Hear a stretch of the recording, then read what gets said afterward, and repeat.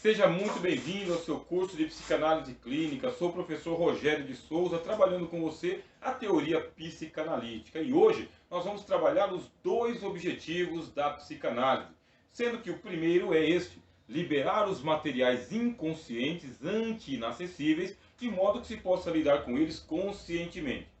Como nós vimos nas aulas anteriores, nós, humanos, nós temos o nosso inconsciente e o nosso consciente, sendo que no inconsciente ficam depositados os nossos traumas existenciais, aqueles que nós trazemos desde a concepção e vamos carregando ao longo da nossa vida, lá no inconsciente. É lá que está o id, é lá que está o ego e é lá que está o superego. Aqui no nível da consciência, nós temos a nossa personalidade. São as máscaras que nós vamos utilizando para podermos representar os nossos papéis sociais. É o jeito de a gente exteriorizar para as pessoas a estampa que você está vendo aqui. Temos o consciente e nós temos o inconsciente. Para que serve o psicanalista? Qual é o objetivo da psicanálise? É justamente acessar o inacessível. Por quê? Porque o inconsciente é inacessível pela consciência. Mesmo que a gente tenha aqui no meio do caminho o pré-consciente ele é muito seletivo. Ele é aquele assessorista que ele realmente restringe a passagem de qualquer tipo de pessoa ao ambiente da consciência, ao ambiente social. Portanto, o pré-consciente não é suficiente para acessar esses medos, essas neuroses, esses traumas, esses psiquismos que estão começando a se fenomenalizar, quer dizer, dar a sua cara para alguém que está com os transtornos. O objetivo de um atendimento psicanalítico é, por meio do encontro entre o analista e o paciente, criar as condições favoráveis e necessárias para ampliar o repertório psíquico do paciente, de modo que ele possa pensar em seus conflitos ao invés de depositá-los em seu corpo.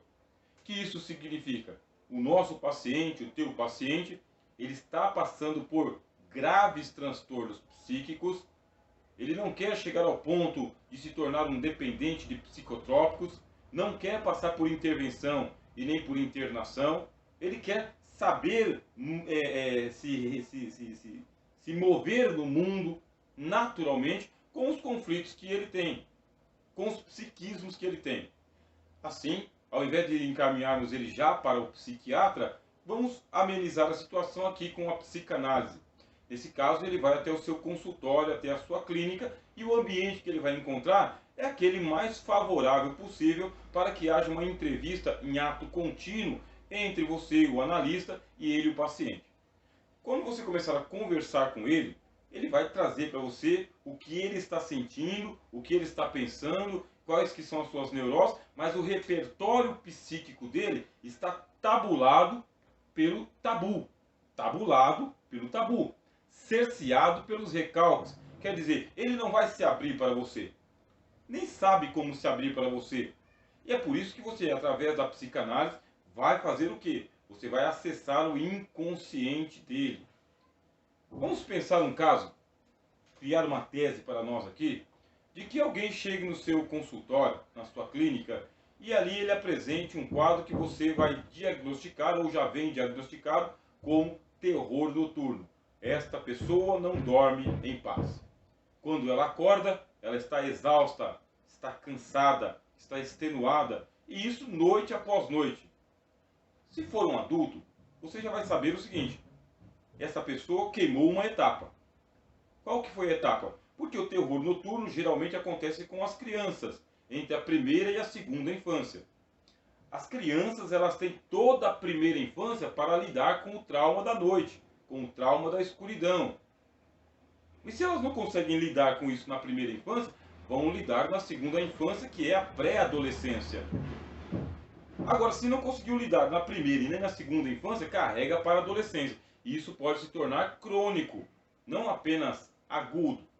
Se tornar-se crônico, vai levar para a juventude. E depois pode se estender pela vida adulta.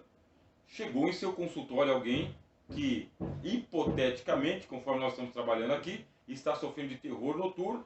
Aquilo você já diagnosticou ou já veio diagnosticado. Aí você vai fazer uma pergunta que é a pergunta psicanalítica. Qual que é a origem desse terror noturno? Da onde que vem isso? E na psicanálise não tem jeito, você tem que trabalhar com teorias e com teses. Existem já uma ampla explicação na documentação psicanalítica, nos livros, nos dicionários, um grande repertório, mas você está com um paciente diante de você que ele é único. E você vai precisar fazer esse filtro dessa individualidade deste indivíduo, essa exclusividade deste indivíduo. É genericamente um terror noturno, ou já veio diagnosticado, ou você está diagnosticando, mas você vai fazer uma pergunta muito existencial. Qual que é a origem desse terror noturno? Desse paciente? E aqui está uma possível tese para você trabalhar. Qual que é? É a tela escura que você está vendo aí.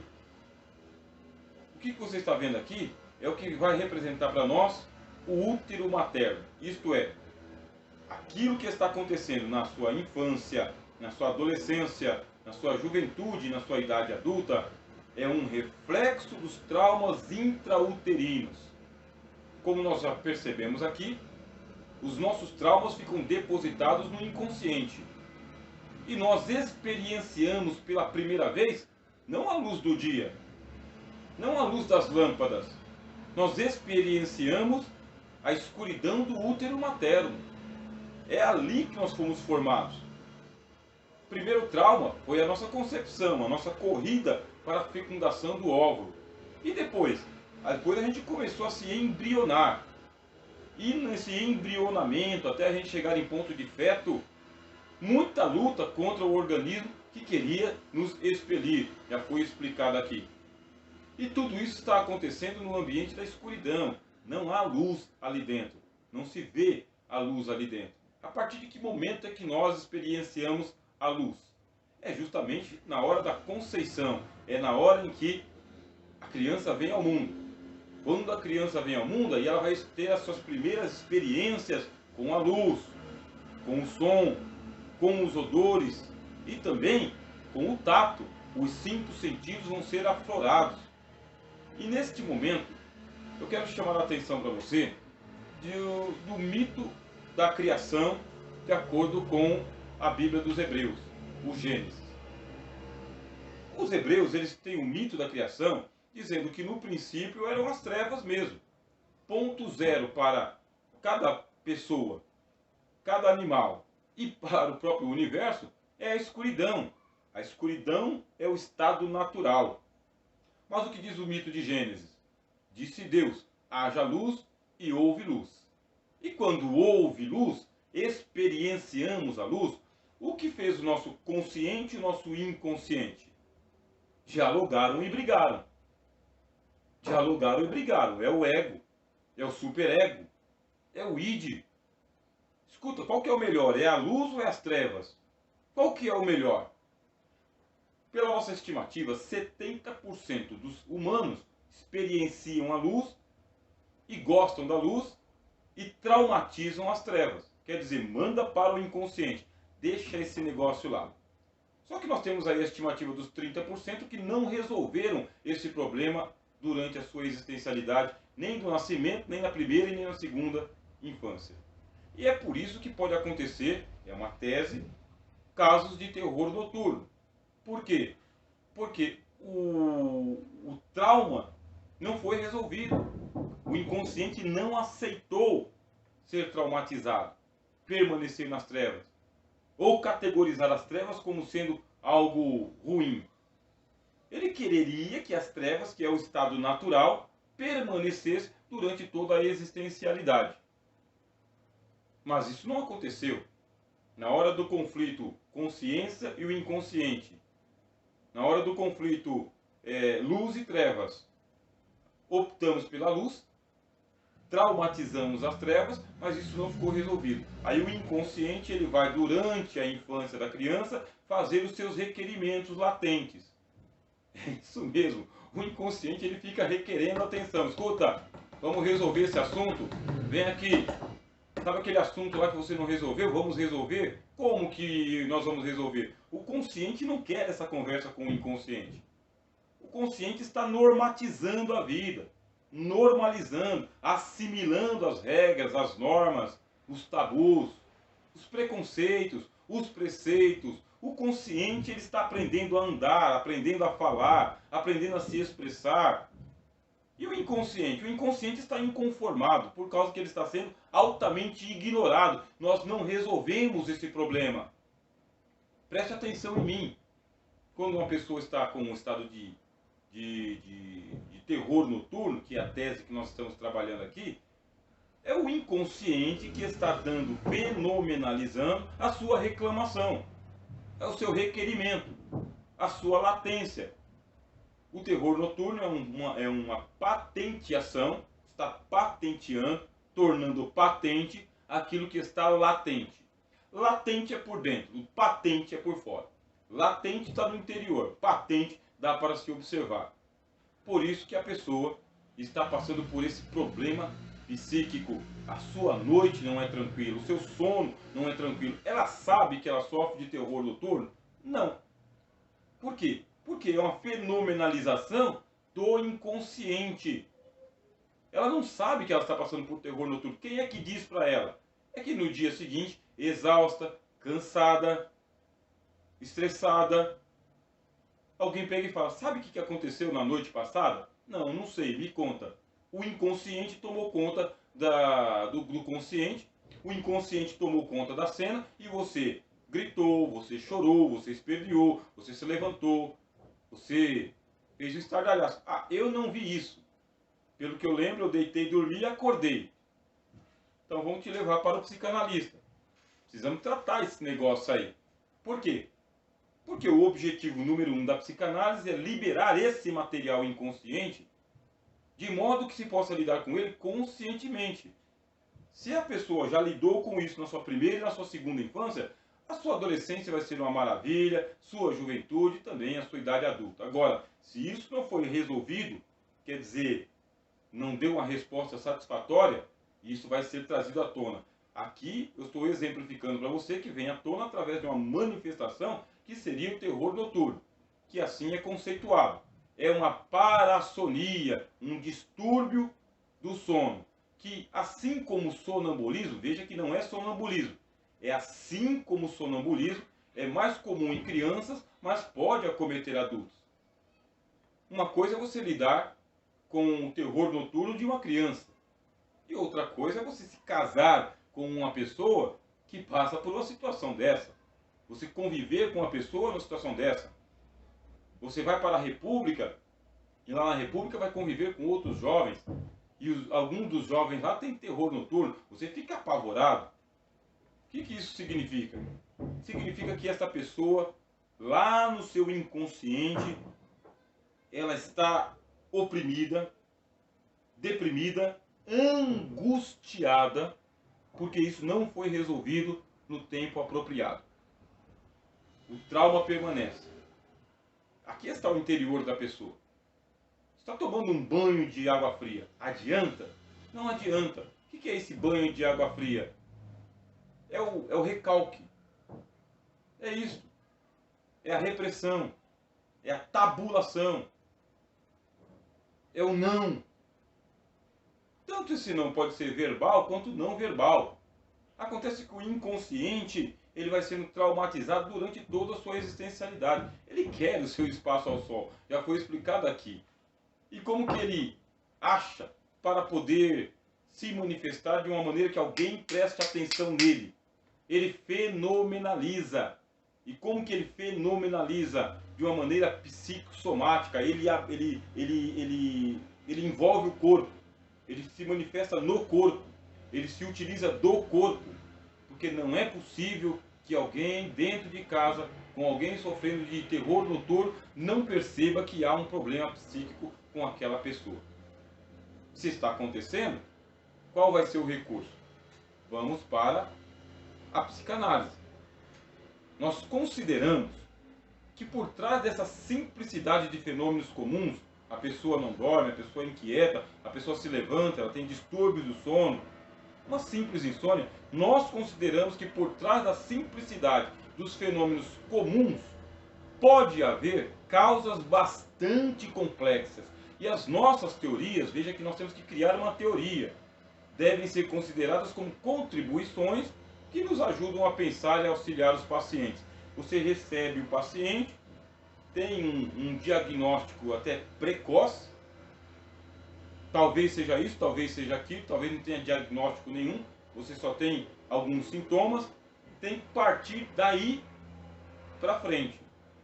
Esse daí para frente é vamos tratar, vamos auxiliar. Se resolve facilmente? Toma aqui um psicotrópico? Não. O que nós queremos fazer? É evitar que a pessoa ela tenha que viver à base de psicotrópicos. E é por isso mesmo que nós vamos para o segundo objetivo da psicanálise. Revelar os complexos que estão reprimidos por causa do desprazer e que produzem sinais de resistência ante as tentativas de levá-los à consciência, finalizando assim a ação sobre o indivíduo. Isto é, qual que é o complexo que está interiorizado no inconsciente dessa pessoa e que agora está se fenomenalizando através do terror noturno, de um sintoma psicossomático. Qual é o complexo? Aí você vai ter um amplo repertório pela psicanálise e o teu repertório é para dizer hipótese 1, hipótese 2, pode ser isso, pode ser aquilo outro. Vamos trabalhando. Vai ter que fazer a eliminação. E para fazer a eliminação, eu quero convidar você agora a ouvir o mito. Nós geralmente recorremos muito aos mitos. Eu acabei de falar para vocês do mito da criação segundo o Gênesis. Mas existem centenas de milhares de mitos, os quais o psicanalista precisa analisar. Porque ali você vai ter as suas metáforas para que você possa fazer os seus diagnósticos e as suas prescrições de tratamento. Vamos pensar junto, e eu peço um pouco a sua atenção, para você ouvir aqui o mito de Ícaro. O mito de Ícaro, você já ouviu falar? Dizem os gregos que havia um rei chamado Minos. Ele era o rei da ilha de Creta. E nesta ilha ele mantinha preso um homem com grandioso potencial. Chamava-se Dédalo, este engenheiro. Ele tinha um filho chamado Ícaro. Durante muitos anos, Dédalo serviu ao rei Minos, resignado a permanecer na ilha de Creta. Mas o filho dele, Ícaro, vivia sempre triste, revoltado e estava cerceado em sua liberdade, sendo um prisioneiro de alguém em quem ele não tinha nem mesmo nenhum contato. Foi então que Dédalo, para resolver o problema dele e de Ícaro, seu filho, inventou asas de cera. Ele advertiu seu filho dizendo: nós vamos fugir da ilha de Creta. Você pegue as suas asas e eu pego as minhas e nós vamos viver fora daqui. Só que houve uma advertência dada a Ícaro: nunca se aproxime do sol. Por que, meu pai? Perguntava o menino. Simplesmente siga as minhas orientações. Não se aproxime do sol. Dédalo abriu as suas grandes asas, Ícaro abriu as suas grandes asas e começaram a voar. E fugiram daquela prisão. E estavam voando sobre o mar Egeu, quando o menino, o Ícaro, foi tomado de uma empolgação muito grande, experimentando uma liberdade que ele nunca teve, uma alegria que ele nunca teve, e agora pensando como seria a vida lá fora, longe da ilha prisão que era a ilha de Creta. De repente, Dédalo ele foi indo embora, o pai foi voando, indo embora, e o Ícaro se encantou com o brilho do sol. Começou a voar e pensar: por que meu pai me proibiu voar perto do sol?